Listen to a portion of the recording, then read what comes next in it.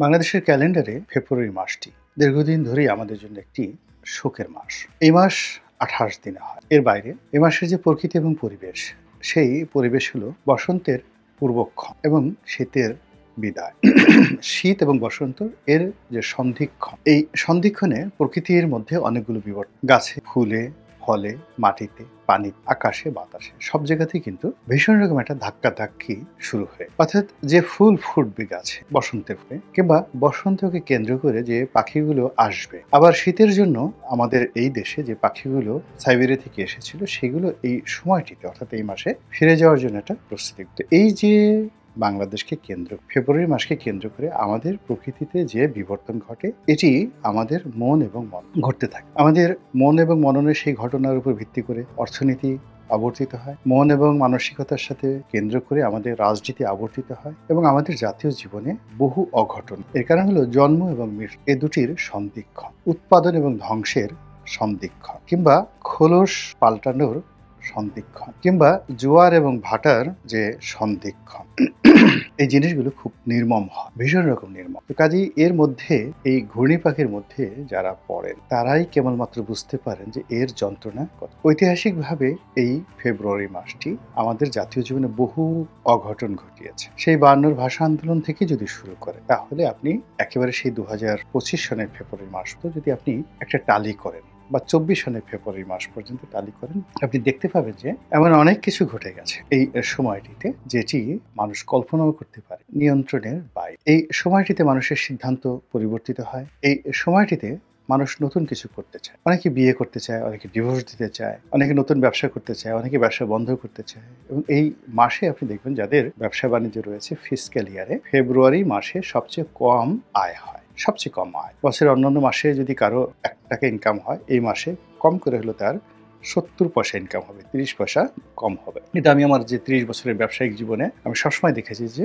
ফেব্রুয়ারি মাসে শুধু বাংলাদেশে নয়, সারা দুনিয়াতেই ব্যবসার একটা বিবর্তন হয় এবং বাংলাদেশে এটা খুব বেশি। তো এই ফেব্রুয়ারি মাসকে কেন্দ্র করে আওয়ামী লীগ, আপনি তাদেরকে পলাতক বলবেন, নিষিদ্ধ ছাত্র সংগঠন ছাত্রলীগের আব্বা বলবেন, অথবা বাংলাদেশ অভিশপ্ত শেখ পরিবার, সেই শেখ পরিবারের নিয়ন্ত্রণাধীন একটি অশুভ শক্তি, আপনি যাই বলেন না কেন, বাস্তবতা হলো যে আমাদের বাংলাদেশের আনাচে কানাচে, পরতে পরতে, মাঠে ঘাটে, পথ সব জায়গাতেই আওয়ামী লীগে ভরা। শুধু আওয়ামী লীগ নয়, তাদের বন্ধু আছে, বান্ধব আছে, শুভানুধ্যায়ী আছে, এবং সব মিলিয়ে সারা দেশ গিজগিজ গিজগিজ করছে। এবং তারা যে মতাদর্শ, সেই মতাদর্শ অনেকে বিশ্বাস করেন, আবার অনেকে মতাদর্শের বিরোধিতা করেন। তারা যে অপকর্মগুলো করেন, সেই অপকর্মগুলো অনেকে ঘৃণা করেন, আবার সেই অপকর্মগুলো অনেকে পছন্দ করেন। এবং সেই অপকর্মগুলো ভোগ করার জন্য এখন মানুষের মধ্যে, একটা বিশেষ শক্তিশালী শ্রেণীর মধ্যে রীতিমতো মারামারি কাটাকাটি শুরু। তো কাজেই সেই আওয়ামী লীগ এই ফেব্রুয়ারি মাসকে কেন্দ্র করে অনেকগুলো রাজনৈতিক কর্মসূচি দিয়েছে, লিফলেট বিতরণ, বিক্ষোভ মিছিল, এবং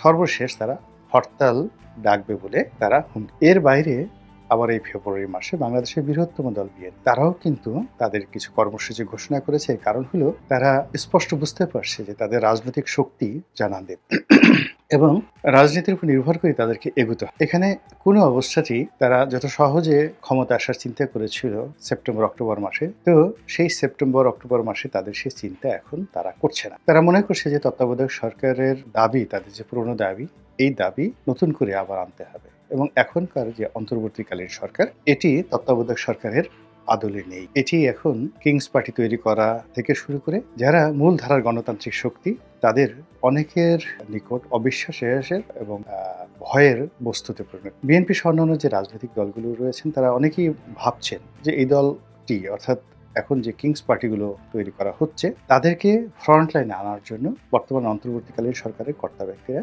চেষ্টা তদবির চালিয়ে যাচ্ছেন। ফলে তাদের যে জনপ্রিয়তা, অর্থাৎ বিএনপির যে জনপ্রিয়তা, রাজনীতির যে গ্রহণযোগ্যতা এবং তাদের যে শক্তিমত্তা রয়েছে, এই জিনিসগুলো মাঠে প্রমাণ দেওয়ার জন্য তারা কিছু কর্মসূচি এই ফেব্রুয়ারি মাসের আগে, আমি বিএনপির অনেক সিনিয়র নেতৃবৃন্দের সঙ্গে কথা বলেছি, তারা আজ থেকে 3-4 মাস আগে সরকারের উপর যখন তাদের প্রথম সন্দেহ হলো, তখন তারা অনেকে বলার চেষ্টা করছিল যে সরকারের কি বুদ্ধিশুদ্ধি নাই, তারা কি জানে না যে বিএনপি তাদের কি করতে পারে। এবং তাদের আরো বক্তব্য ছিল যে যেখানে ছাত্রদের একটা সাধারণ হুমকি তারা মোকাবেলা করতে পারে না, আনসারদের একটা সাধারণ দাবি দেওয়া তারা মোকাবেলা করতে পারে না, এবং সারা বাংলাদেশে যেখানে মব জাস্টিস থেকে শুরু করে আরো অনেক কিছু হচ্ছে, সেখানে বিএনপির মতো একটা বড় দল যদি রাস্তায় নামে, এই সরকার তো 1 ঘন্টাও। এখন ওই সময়টিতে যে নেতৃবৃন্দ এই কথাগুলো বলেছে, এখন 3-4 মাস পরে এসে অবস্থা এমন হয়ে গেছে যে আসলে বিএনপির যারা নেতৃবৃন্দ রয়েছেন তাদেরকে রাস্তায় নাম, আর সরকারের যারা কর্তা ব্যক্তি তারা মনে হচ্ছে যে বিএনপির সঙ্গে একটা কনফ্লিক্ট অ্যান্ড কন্ট্রাডিকশন তারা তৈরি করতে চাচ্ছে। এটা নিয়ে আগামীতে আরো ইন ডিটেলস আলাপ করবো, আজকে এই ভিডিওতে আলোচনা করব না। কেন করছে, পেছন থেকে কারা কলকাঠি নাড়ছে এবং এটি কেন অনিবার্য হয়ে পড়েছে সেটা ভিন্ন প্রশ্ন। তো এখন এই যে রাজনীতির যে একটা জটিল আবর্ত সৃষ্টি হয়েছে, সেই জটিল আবর্তে জামাতের সঙ্গে বিএনপির যে শত্রুতা এটি বেড়ে গেছে। আর বৃহৎ দুটি দল এই মুহূর্তে বাংলাদেশে, জামাত এবং বিএনপি, তারা তাদের অবস্থান থেকে ছোট ছোট রাজনৈতিক দলগুলো, ইসলামিক দলগুলো, তাদেরকে বন্ধু হিসেবে পাওয়ার জন্য রীতিমতো মরিয়া হয়ে উঠেছে। 2 নম্বর হলো জামাত সরকারের সঙ্গে তাদের যে সম্পর্ক, তারপরে সচিবালয়ের সঙ্গে সম্পর্ক, ক্যান্টনমেন্টের সাথে তাদের যে সম্পর্ক, এই সম্পর্কগুলোকে ঝালাই করে আরো একটা শক্তিশালী অবস্থান তারা তৈরি করতে চাচ্ছেন। যার কারণে রিজভী সাহেবের মতো মানুষ এখন বলে ফেলেছেন যে সরকারের বেশ কয়েকটি মন্ত্রণালয়ের উপর জামাতের একছত্র আধিপত্য এবং এই সরকার চালাচ্ছে জামাত। এরপরের কথা, দ্বিতীয়ত জামাত যে কাজগুলো করছেন সেটাকে আবার বিএনপি অনুসরণ করার চেষ্টা করছে। তারা যদি মিস্টার এক্সকে টানেন বন্ধু হিসেবে জামাত, অমনি মিস্টার এক্সের কাছে গিয়ে বিএনপি লোকজন উপস্থিত হন। এই যে একটি, আর পর্দার আড়ালে যে কয়েকটি দল রয়েছে এখনো দল হিসেবে তারা মানে বিএনপির পরে যদি ধরেন দল হিসেবে জনসংখ্যার দিক থেকে, জনপ্রিয়তার দিক থেকে, কিংবা এই দলের যে বড় বড় নেতা রয়েছেন তাদের যে ভারী অ্যাকসেপ্টেন্স, মানে তাদেরকে দেখলেই নেতার মতো মনে হয়। তো এই দলগুলো এখন বিএনপির এবং জামাতের বাইরে আছেন আন্ডার, যেমন ধরুন জাতীয় পার্টি। আপনি যাই বলেন না কেন, জাতীয় পার্টিতে অন্তত 20 জন প্রথম সারির নেতা রয়েছেন।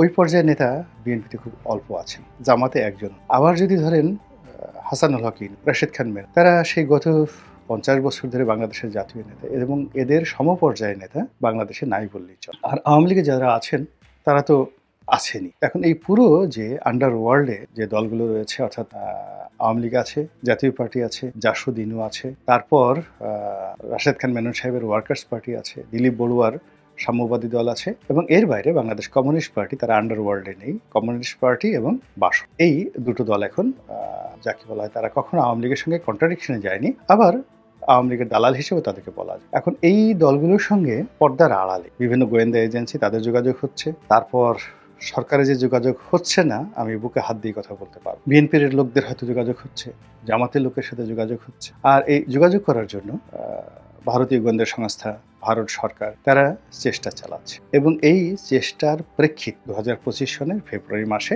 পুরো একটা ফেভারেবল পরিস্থিতি তৈরি করার জন্য আওয়ামী লীগ যে রাজনৈতিক কর্মসূচিতে যাচ্ছে, এবং সেই কর্মসূচির কন্টেম্পোরারি কর্মসূচি যদি বিএনপি দিয়ে বসে, তাহলে সত্যিকার অর্থে পুরো পরিস্থিতি মাঠে চলে আসবে। অর্থাৎ গণভবন কিংবা যমুনা কিংবা সচিবালয় কিংবা ক্যান্টনমেন্টে আর সিদ্ধান্তটা থাকে। দ্বিতীয়ত, বিএনপি এবং আওয়ামী লীগ যদি যুগপৎভাবে এই কর্মসূচিগুলো দেয়, এমনকি বিএনপি এবং আওয়ামী লীগের লোকজন মারামারিও করে, ছাত্রলীগের লোকদেরকে যদি ছাত্রদলের লোকজন পেটায়, কিংবা বিএনপির কোনো নেতার সঙ্গে আওয়ামী লীগের কোনো নেতার বিরোধ তৈরি হয়, তারপরেও পুরো পরিস্থিতি বিএনপি এবং আওয়ামী লীগের নিয়ন্ত্রণে থাকবে এবং এখান থেকে সরকার, সমন্বয়ক, জামাত, তারা রীতিমতো নাজেহাল হবেন।